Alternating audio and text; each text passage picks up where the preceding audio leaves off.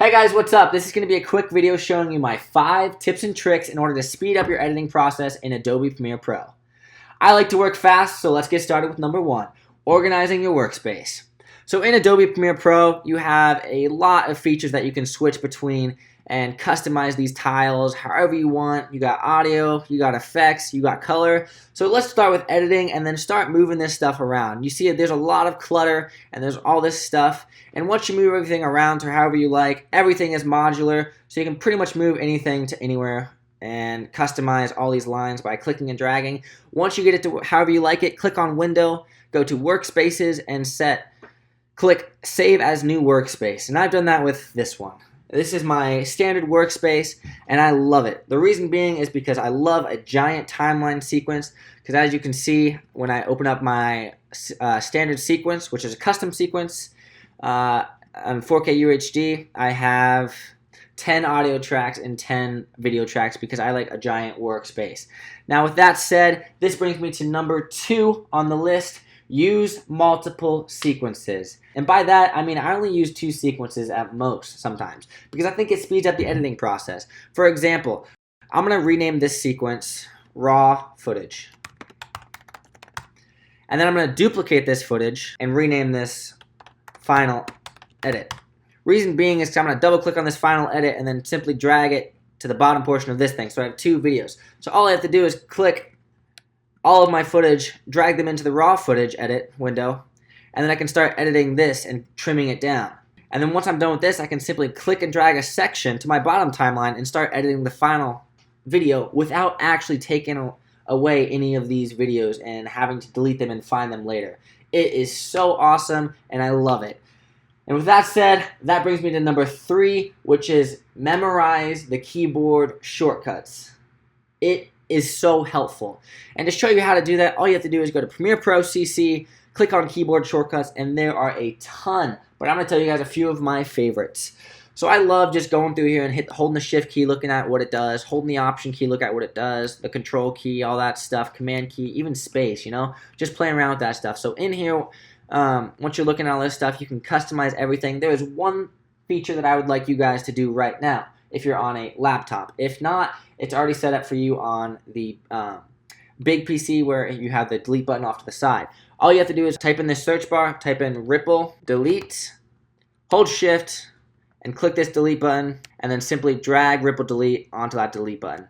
This will help you so much in the future. With that said, memorize all those keyboard shortcuts because that'll help you. I'm going to show you a few of my favorite. So as I said, I use multiple sequences, and the reason being is because I like to edit with a giant timeline. I'll drag all my clips into the timeline, and I'll start crunching it down to the best shots. So what I'll do is I'll go right here and say like I want to start the sequence right here. Instead of clicking this and then dragging all the sequential clips back to the start, I will simply get to the clip where I want to start and hit the Q key. Hit Q, and that'll basically trim it to the beginning and pull it back in a ripple delete as well. And then once I get to the start where I want to end, I'll hit the W key. And I'll pretty much just go through my entire clip, start hitting Q, setting an out point, setting an in point, and then hit Q, setting an out point. It is so fast to go through these clips and scrub through to find what you want. I'm just using spacebar and then the Q and W and setting an out point. It is so fast, I love it. And then as I said with these multiple sequences, you can simply click and drag these down into your best spot. That is number 1 of my favorite keyboard shortcut. Another one that I use all the time is the Command plus key, which zooms up the videos, makes it bigger, and then the Command minus, which brings it smaller. Without Command and just the plus and minus, it zooms in your clip to narrow down your workspace, and the minus zooms out. Another one of my favorite ones is the delete and ripple delete. So that function that I made you do earlier, basically what it does is instead of going through this clip, hitting the C key, cutting it, deleting that function, and dragging everything back, it's a painstaking process. You can simply scrub to where you want, make that cut, and then click on the clip and hold shift and the delete key, and it'll pull everything back to the start. That is awesome. Also, when you're editing and you like certain spots, you can go through and hit the M key, and that'll mark certain points so that if you're working on a larger timeline, you can simply go back to the beginning and find out where those favorite spots are. Another little quick tip is instead of copying everything by right-clicking, finding the copy button, scrolling over here, trying to figure out how to paste it by editing and paste, all you have to do is you can either click Command C and then Command V, like Command C, Command V, Or an even easier way is holding the Option key and just clicking and dragging this to the side. That will pretty much copy everything, and it saves a lot of time. So those are just a few of my favorite shortcuts that I love doing. You guys can study that chart and learn the rest of them for yourself, but that brings me on to number 4, which is using video previews. And if you don't know what video previews are, you're about to learn. As you can see in this timeline, I currently have it set to 1/4 of the scale, because when you're rendering 4K video on a laptop, even though this is the newest MacBook Pro spec'd out, you still get dropped frames, and it's really hard to actually render on full. So if you want to see the full resolution, I'll start the playback, and then I already get dropped frames right here. So that's why I always edit on like 1/4 of the scale. Lower the resolution down a little bit, but what a video preview is it basically renders the video for you. So for example, these things that show in red, it's going to use a lot of CPU. So what you do, like let's apply a filter or like an effect onto here. I'll just do one of my custom preset transitions, presets, Holland. And if you want one of these transitions, I have a video tutorial on this. There's a link in the description below. But let's just do a zoom in and a zoom in from zoom out.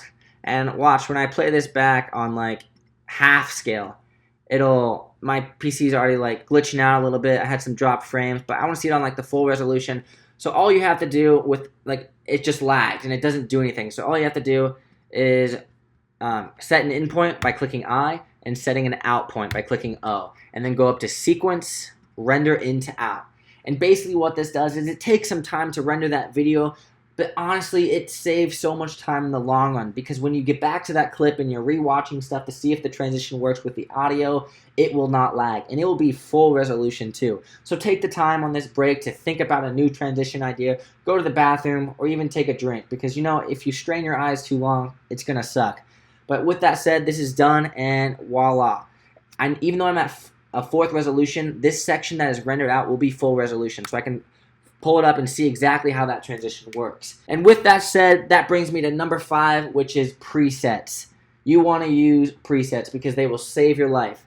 For example, the one that I just used is a free transition preset that I'm offering for you guys for free. Video is in the description below, and it saves so much time, because if you look on these presets, there is so much effects. You have to do a replicate, 4 mirrors, a transform, and each one of these has different numbers.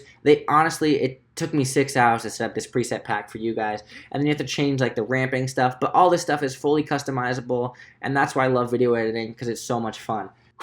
I know that was a lot to take in, but please comment below and let me know what your favorite tip and trick is. And if you guys have any tips and tricks that you guys love, definitely leave them in the comments below so we all can feed off your energy. As always, please subscribe, guys, because I love the support, and stay tuned for more.